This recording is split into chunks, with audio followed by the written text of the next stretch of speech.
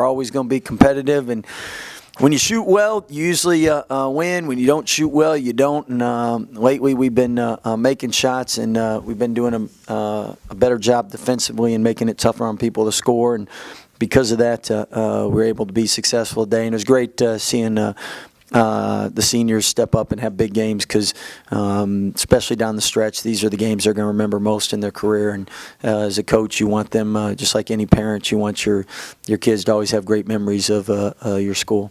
Scott, Their school. The last time you played them didn't start well and didn't finish well. This time you started well and finished well. How much of that was remembering how you played against them again in Lawrence? Well, I think you always learn from each game, but each game's a new game, and I thought the crowd really got us a great burst early and a lot of momentum, and the excitement in the building really helps with protecting the home court. And I always say you can watch a game or you can affect it, and the crowd affected it today. They've done a pretty good job of containing Manu until about the last 7 minutes, then he really went off. Anything happened just the way y'all were playing? Well, we were like, hey, Manu, start off slow, and then they'll forget about you, and then we'll hit some shots later. But Manu's such a good shooter. Our staff knows if he gets good looks, he's going to make them. And the key is getting him looks. And what was really impressive was his 6 assists, 2 turnovers. He did a great job sharing the ball today. Scott, are those deep threes good looks? Oh, yeah. When they go in, they are. I think college basketball has changed a little bit, right, Brad?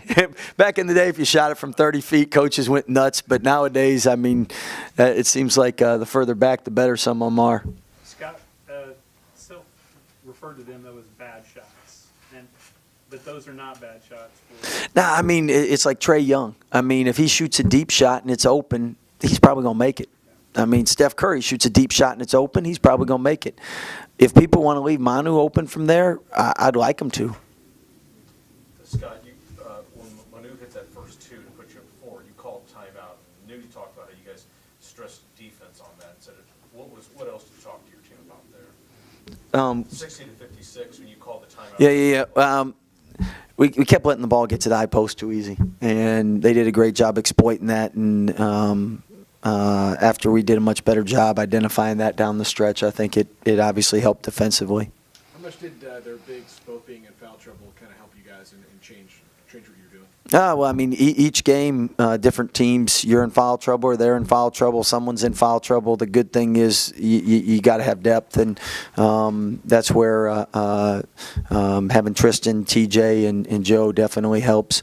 But I thought Joe was really under control and really poised today, and we did a good job offensively executing at a high rate. I mean, anytime you shoot 57% against any team in the Big 12, you're doing something really well. Scott, after the tough stretch to end January, I guess you lost 6 or 7. How important is this stretch, these 3 games in a row you've won, for what you guys want to accomplish? Well, I mean, each game's huge now. We dug ourselves such a hole that you know how important each game is. And the great thing, I've said this all along in the Big 12, is there is no bad loss.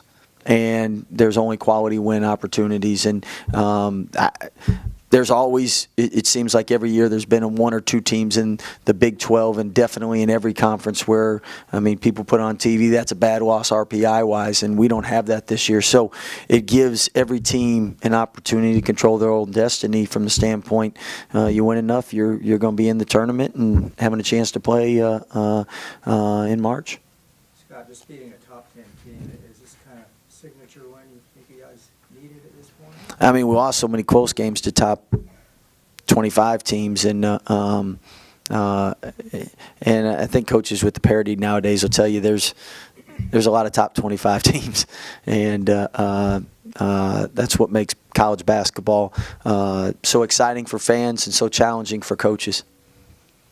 When you were 2 and 7 and you had to look down the road at numbers, what you had to get in, it looked like an insurmountable number. Now that you've been able to run this 3-game stretch and you still want to go game to game, does it take a little bit of the mental pressure off the team? Not that you want to lose the edge, but now it's a little bit more manageable? I think each game you prepare and you go in with a game plan, and you know if you execute it, you have a good chance to win. And anytime you fall short, I mean, it keeps you up all night, and it's tough. So I don't think you look at it as well, now things are more manageable or anything. You're just always looking at the next game. And I know Fran always says you want to start a one-game win streak, and that's really what it is in the Big 12. I mean, if you don't play well, you don't even give yourself a chance to win. If you play well, you give yourself a chance, and that's what we got to keep doing from here on out. And the great thing is, again, a lot of quality win opportunities out there for us. Scott, you've had a few Monday turnarounds. How tough is that, especially when you have to go on the road? Well, Mondays are tough on everybody, so it's equal. And you have a tough loss. It's tough to get them fired up. You have a big win. It's tough to get them refocused. I mean, coaches, we got to complain about something.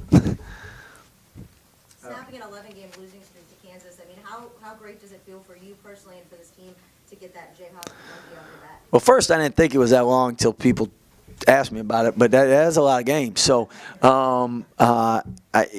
we've had some success against them earlier in the tournaments and different things, but when you play a team like Kansas that's won as many titles as they have, it's hard to beat them in close games. You have to beat them. And I thought that's what we did today. We gave ourselves a cushion at the end where if we had a turnover, missed a free throw or something, we would still be in a position to win, and credit the guys for making sure we were in that come down the stretch, because it's hard to beat a good team by 10 or 12 points. And a lot of those times when it was a one-possession game, two-possession game, we weren't able to close. So it's good to put ourselves in position where you're not relying on because anything can happen on a last-second shot or a play. Scott, I don't know if we're going to get you tomorrow. I wanted to ask you about Texas. What do you remember about that first game? Well, they got a lot of length, a lot of size. I know big guys like that game. It seems like everybody in the league is completely different as far as styles and what they do. Texas is one of those bigger teams with that front line, and I know they go really big when they go three bigs across the front line. So our bigs will probably be excited to go against other bigs. What did you feel like y'all did well the first time you beat them? Well, it was a great game. In the last 5 minutes, we got some stops and scored, made free throws. And typical Big 12 game, you got to get stops late, make sure that you're not giving up offensive rebounds, and then making free throws. Scott, it wasn't the traditional rushing the court, but was that fun with the students and stuff at the end? Well, we haven't had that in a long, long time. So it's tribute to the program and where it's at. But I think anytime you see your players get a chance to celebrate with students, that's always a good thing. And you're happy for the students because when they come out to games and put in support, they deserve to have fun like that at times as well. So anyway, I know I told our guys just make sure they're resting tonight. They did enough celebrate. Is this the type of game, you look down the line and there's production from just about everybody. Is that kind of the way this team needs to win? Well, our bench, we had 26 points today, and they've been really effective and efficient. And again, this year's, you always have some injuries, but it seems like this year we've had more than our share of difficulties, and just having everybody healthy and back so you can practice, get a rotation, get chemistry, establish roles. The good thing is we have that now, and we've had that, and that's why we've been winning. It's hard to just go out there and play and beat a top 25 team when you don't practice. Sometimes players think you can do that, but coaches know you can't. Coach Wren held them to 20 points in the first half, and Coach Self said he thought y'all controlled the tempo of the game. What specifically were you trying to do in terms of pacing of the game and how you wanted to do it? Well, I think in the first game they got us in transition to start the game, got up 16-3, and we still weren't great in transition, but we were good enough where they didn't get 6-9-0 runs before we could set our defense. So everybody's defense is better 5-on-5 than 2-on-3 or 2-on-4. So that was a big emphasis for us.